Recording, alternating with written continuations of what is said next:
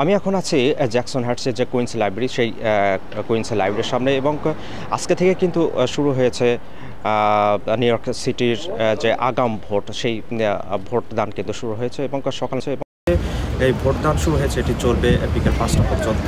এবং এই কুইন্স লাইব্রেরিটি এমন একটি জায়গায় যেখানে বাংলাদেশি, ভারতীয়, পাকিস্তানি, স্প্যানিশ শুরু করে এখানে সবচেয়ে বেশি বসবাস করে, এবং যারা সাধারণত আগাম ভোটের জন্য রেজিস্ট্রেশন করেছিলেন তারাই কিন্তু এই কেন্দ্রে আসছেন। তারা তাদের ঠিকানা অনুসারে যে কেন্দ্র যার পড়েছে তারা এখানে এসে তারা তাদের ভোটাধিকার প্রয়োগ করছেন। এবং সকাল থেকে কিন্তু ভোট দানের প্রক্রিয়া শুরু হয়েছে। সকাল থেকে কিন্তু প্রচুর ভোটাররা আসছেন, কেউ তাদের পরিবার নিয়ে আসছেন, সবাই একসাথে ভোট দিচ্ছেন এবং ভোটাধিকার প্রয়োগ করছেন। সাধারণত যারা আগামী 4 নভেম্বর ভোটের যে শেষ দিন, সেদিন যারা ভোটের অংশগ্রহণ করতে পারবেন না, মূলত তারাই কিন্তু আগাম ভোটদানের জন্য রেজিস্ট্রেশন করেছিলেন, তারাই আসছেন এবং ভোট দিচ্ছেন।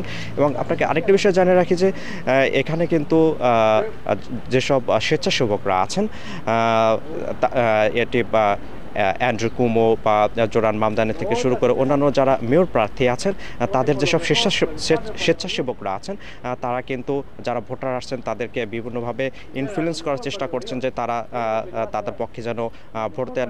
আসলে আজকের দিন থেকে মূলত শুরু হলো যে আগামীতে সিটির দায়িত্ব কে নেবে, কে এই সিটিকে নতুন করে গড়বে, বা যারা এতদিন মানুষকে বিভিন্ন স্বপ্ন দেখিয়েছে বা তাদের পরিকল্পনার কথা জানিয়েছে যে সিটিকে কীভাবে সাজাতে চান, সেটি জোরান মামদানি হোক বা অ্যান্ড্রু কুমো হোক বা অন্য যেই কেউ হোক না কেন, সেটি কিন্তু কে হবেন সেটি কিন্তু নির্ধারিত হবে এই ভোটের মাধ্যমে। এবং ভোটারদেরকে তাদের নিজ নিজ প্রার্থীর দিকে টানতে থেকে যেন ভোট দেয়, সেই জন্য কিন্তু স্বেচ্ছাসেবক যারা আছেন তারাও কিন্তু ইনফ্লুয়েন্স করছেন যারা যারা এখানে এসে ভোট দেন এবং তাদের নিজ নিজ প্রার্থীকে প্রচারণা চালাচ্ছেন।